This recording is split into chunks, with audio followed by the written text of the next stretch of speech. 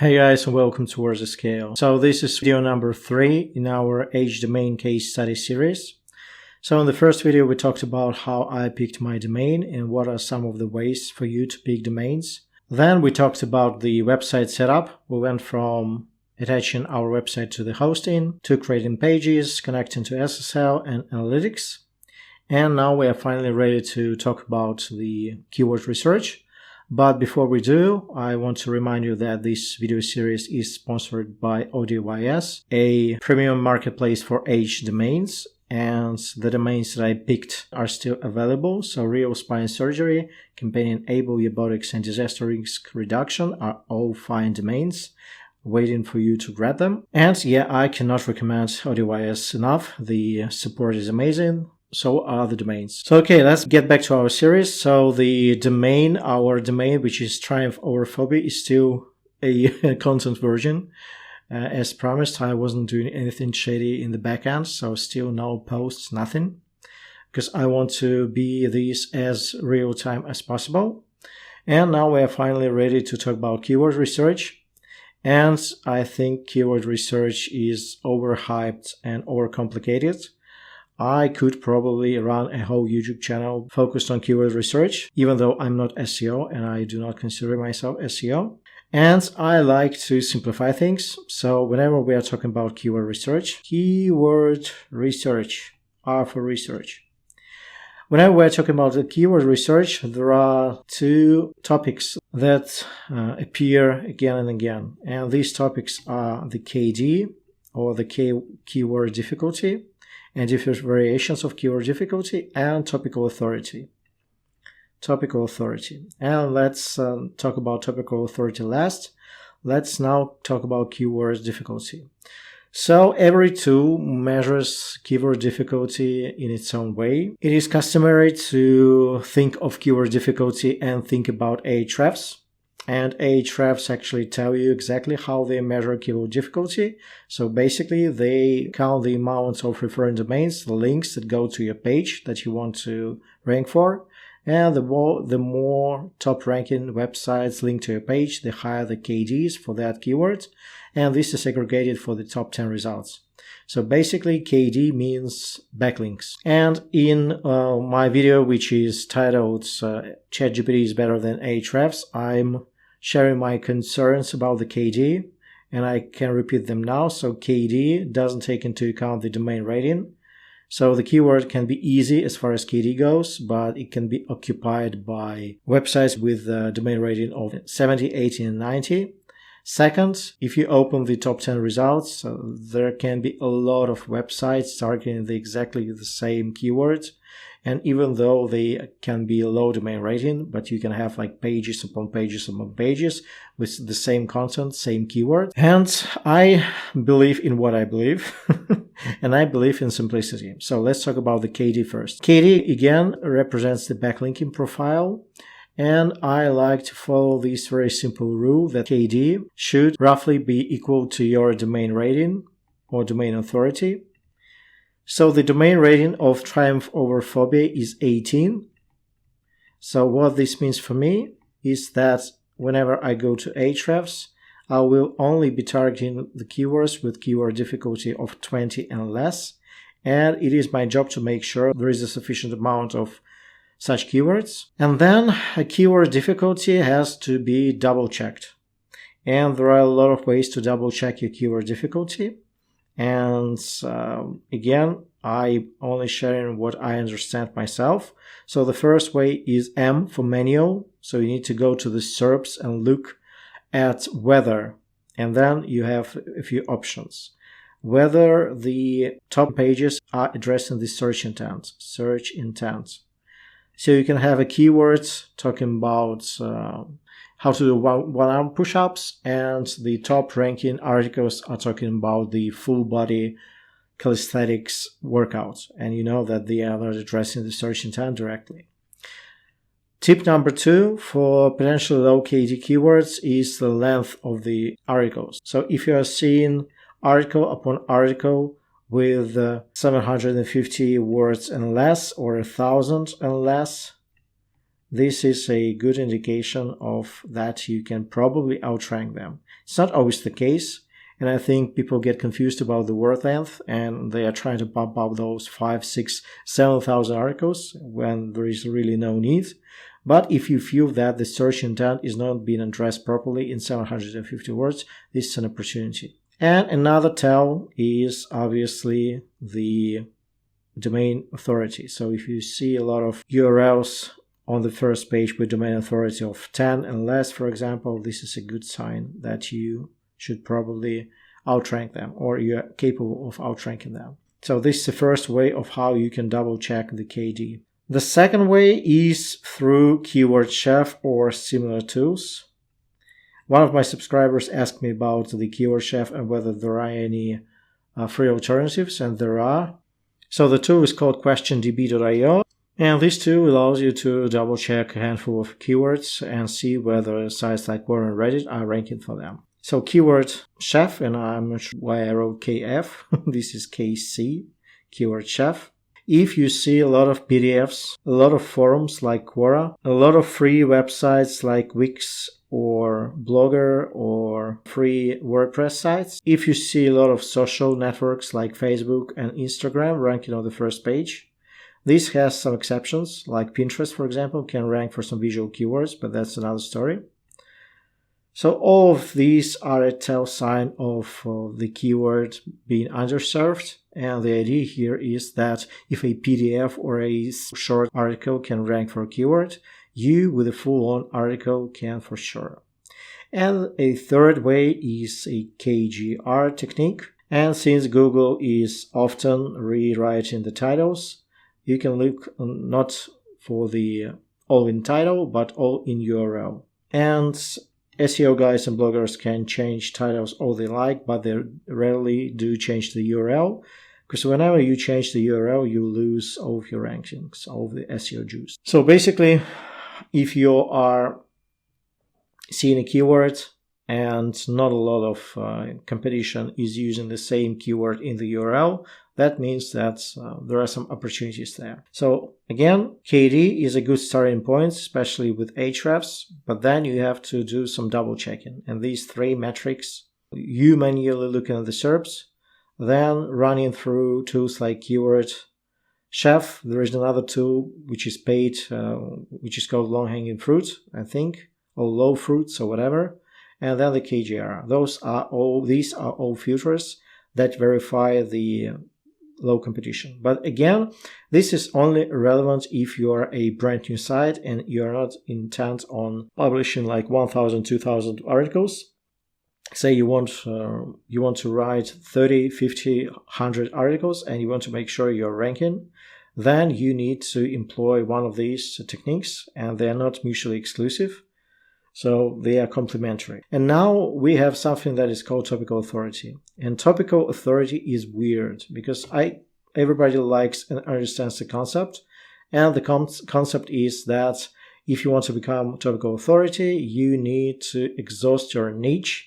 And the first warning sign is that you are the one who is deciding on whether you exhaust the niche. So if you're talking about the pet care, for example, to exhaust the pet care niche, you would need to write thousands and thousands and thousands clusters.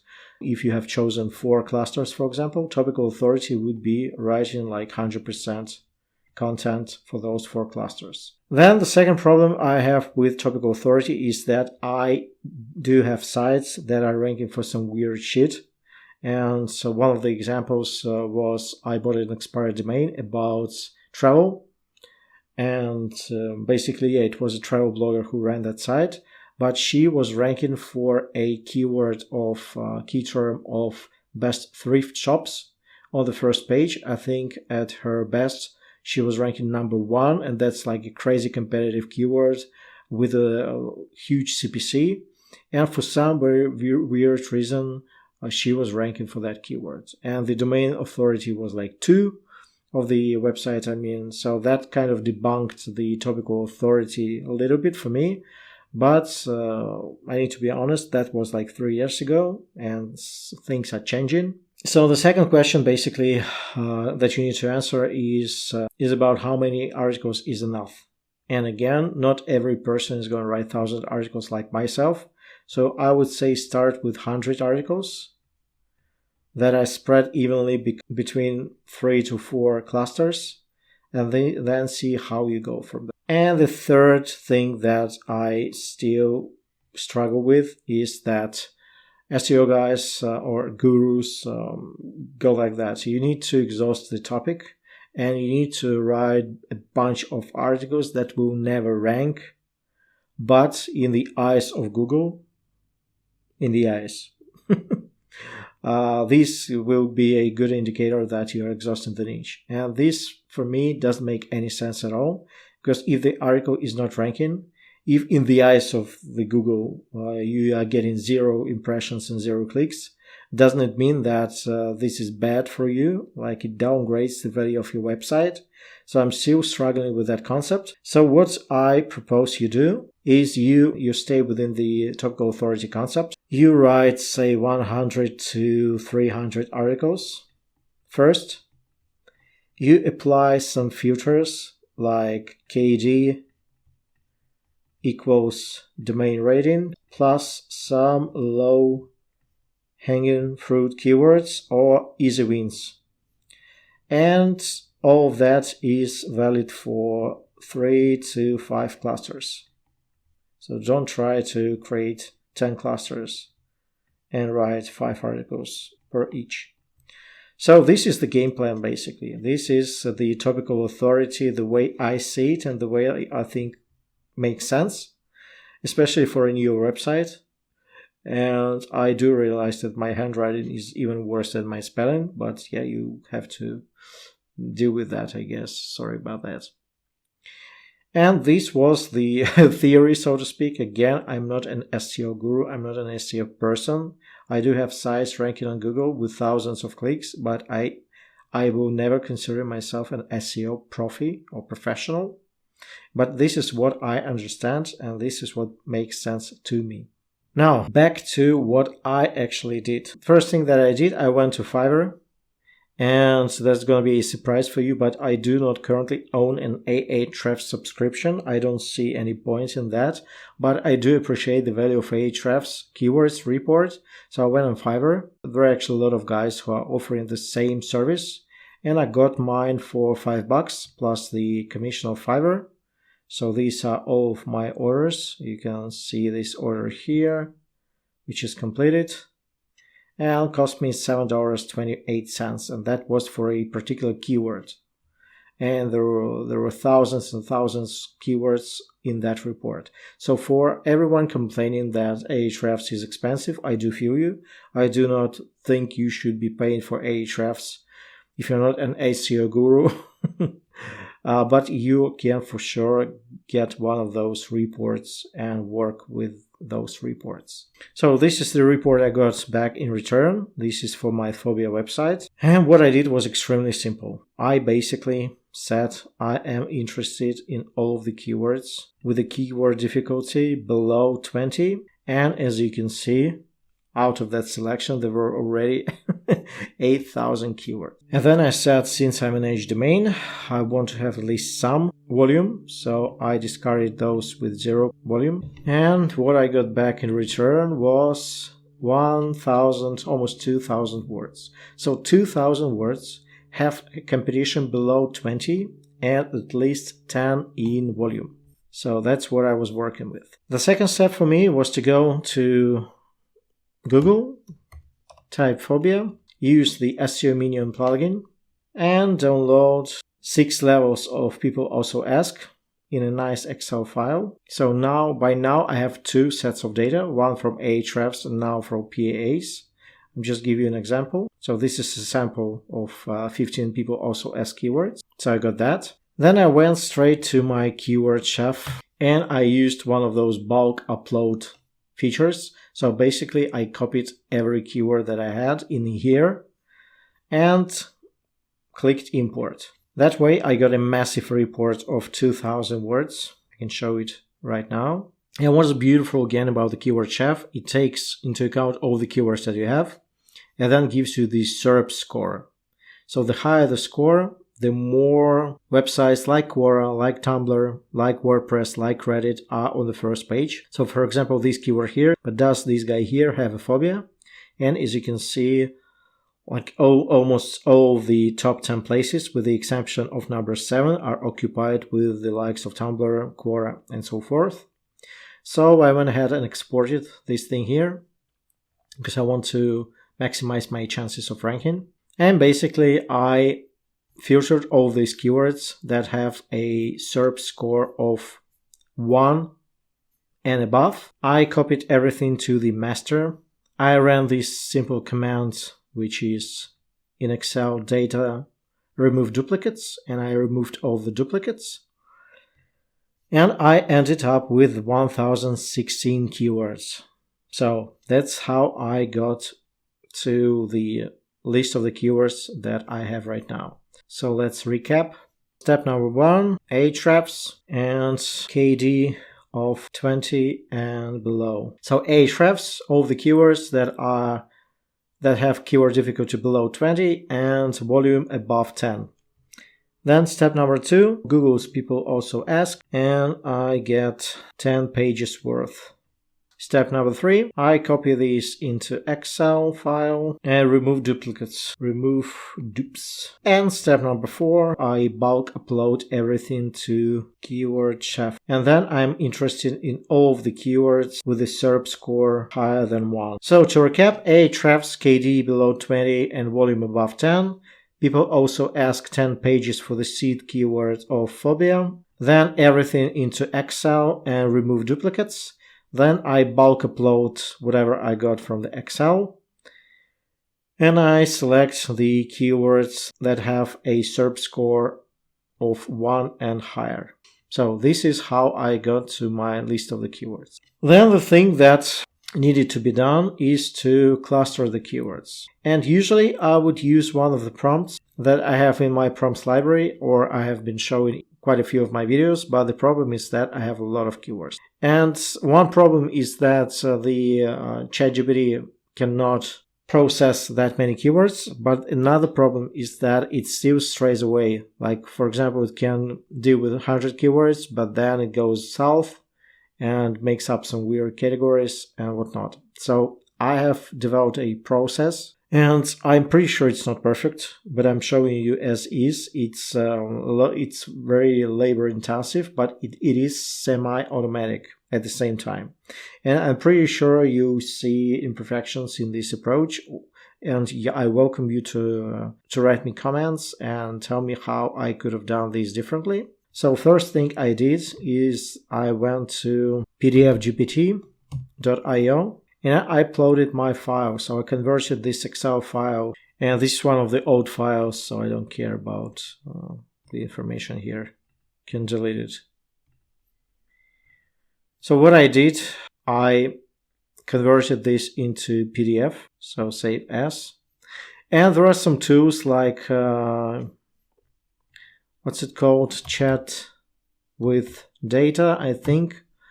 There is a cool tool that is called Chat with Data, which allows you to upload Excel files, PDF, CSVs, but for some reason it didn't work for me. It was buggy and unreliable. So what I did, once again, I converted this Excel file into the PDF. I went to this pdfgpt.io tool.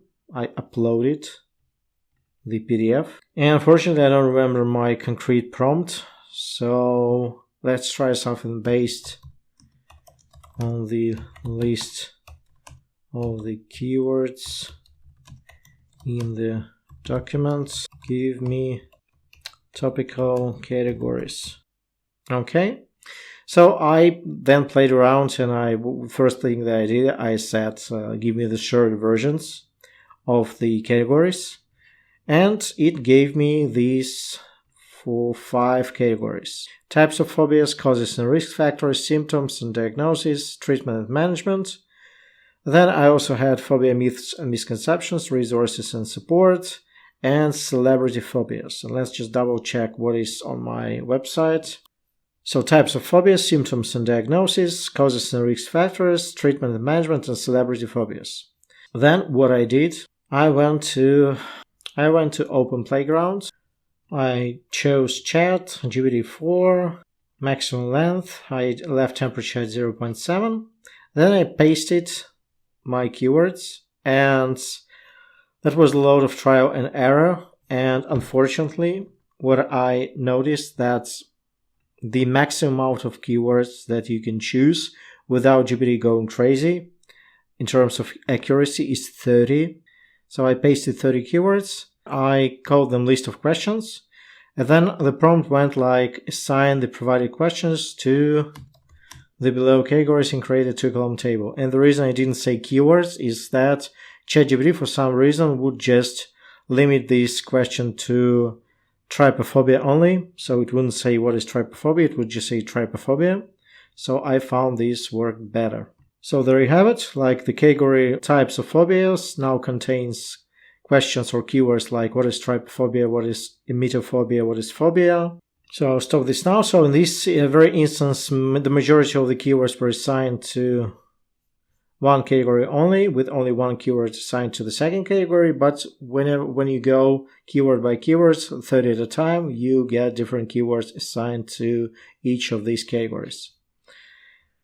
And I basically pasted all this into Excel file, and this is what I got in return. So again, to recap what I did.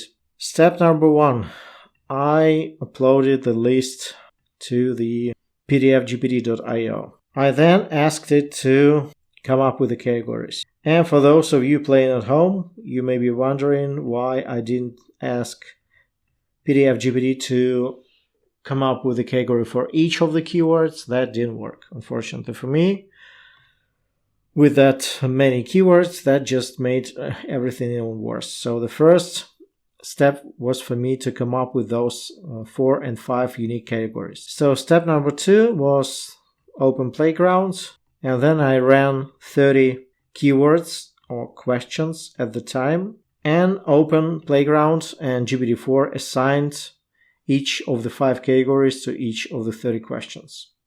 And finally, I copied everything to the Excel file, and that's basically how I ended up with 1,000 keywords split into categories. And if you are not planning on publishing 1,000 articles, and I hope you're not, then this is still a repeatable process. You can still use PDF-GPT or just normal OpenAI Playground to first come up with the categories, broad categories, and then go in batches of 30, basically assign these questions to different categories. So that was it. I'm not sure how helpful that was. I do realize that this is a lot of information. But so this is the entire process of me coming up with the keywords, filtering them down, and then assigning clusters to those keywords. So the next video is going to be about publishing. So I want to share with you some specific things that I'm doing before I publish start publishing the articles. So I want to be as deliberate as possible. And even given the scale of 1,000 articles, I want to make sure that every one of them has some opportunity to rank. So between actually publishing the 1,000 articles in batches and this video, there's going to be another video explaining my strategy for publishing content. So stay tuned. Hope you like this video. Like, share, and subscribe if you haven't already, and I'll see you next time.